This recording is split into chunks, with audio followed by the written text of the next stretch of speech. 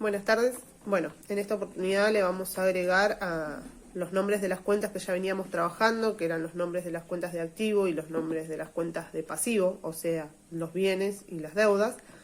Le vamos a agregar las cuentas que nos van a dar pérdida o ganancia, o sea, los resultados positivos o resultados negativos. Las cuentas de resultado negativo son aquellas que nos producen una pérdida.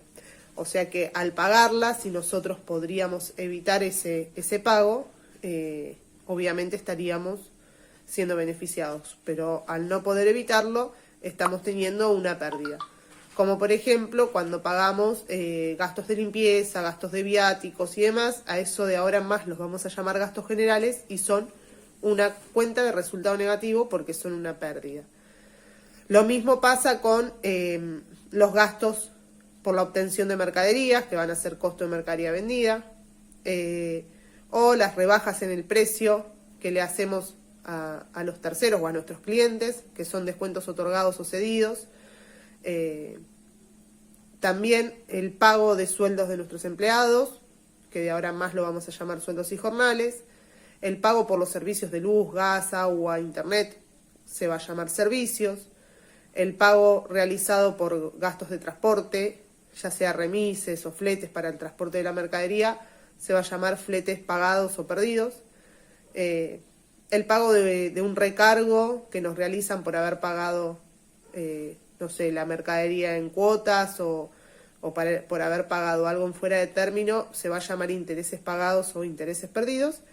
Y el pago mensual por el uso de un bien inmueble va a ser alquileres perdidos o alquileres pagados. Todas esas cuentas son cuentas de resultado negativo, o sea, de pérdida.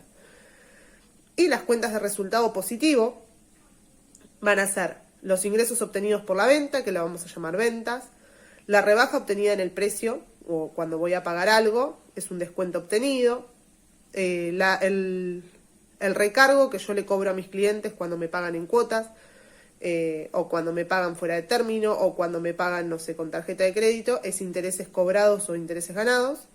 Si yo tengo un bien inmueble y lo cedo en alquiler a un tercero, ese pago de ese alquiler va a ser alquileres ganados. Y por último, si recibo dinero por comisión de ventas de algún producto o algo, va a ser comisiones ganadas. Estas serían las cuentas de ventas. Ahora bien, mientras nosotros veníamos trabajando con activos y pasivos, cambiábamos una cosa por otra nada más. No había grandes variaciones patrimoniales, o sea, en mi patrimonio no había grandes variaciones. A eso es a lo que conocemos como variaciones permutativas. ¿Por qué? Porque permutamos un bien por otro bien, o sea, cambiamos un bien por otro bien.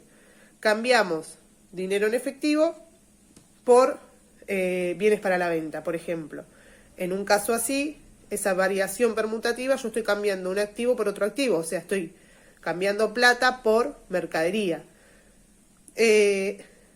También puede ser una variación permutativa cuando cambio un activo por un pasivo, por ejemplo, compro mercadería y lo dejo debiendo, o sea, me aumenta mi cantidad de mercadería, pero también me aumenta mi pasivo porque aumenta la deuda que tengo con proveedores. Eso también va a ser una variación permutativa. También puede ser una variación permutativa cuando disminuye un activo, pero también disminuye un pasivo. ¿Cómo sería esto? Yo tenía una deuda con proveedores, se la abono en efectivo. O sea, tengo menos plata, pero también tengo menos deuda.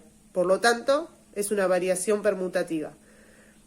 ¿Qué quiere decir que sea permutativo? Que no va a modificar mi patrimonio. Si yo tengo 100.000 pesos de patrimonio, voy a seguir teniendo 100.000, por ejemplo. Si yo tengo 90.000 pesos de bienes en el activo y 10.000 pesos de deuda, mi patrimonio es de 80.000, ¿sí? ¿Qué pasa si yo pago las deudas en efectivo? O sea, voy a sacar 10.000 pesos de la caja y se lo voy a dar a los acreedores que tenía la deuda. Va a bajar mi cantidad de activo. Si yo tenía 90, voy a tener 80, pero también va a bajar mi cantidad de pasivo. Si yo tenía 10, voy a tener 0. Entonces, 80 menos 0 va a seguir siendo 80.000.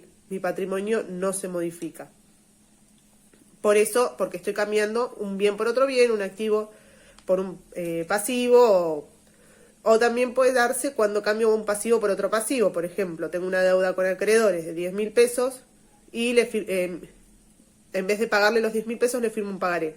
El pagaré va a seguir siendo un pasivo porque sigue siendo una deuda. Entonces estoy cambiando un pasivo por otro pasivo. Mi patrimonio no se va a modificar.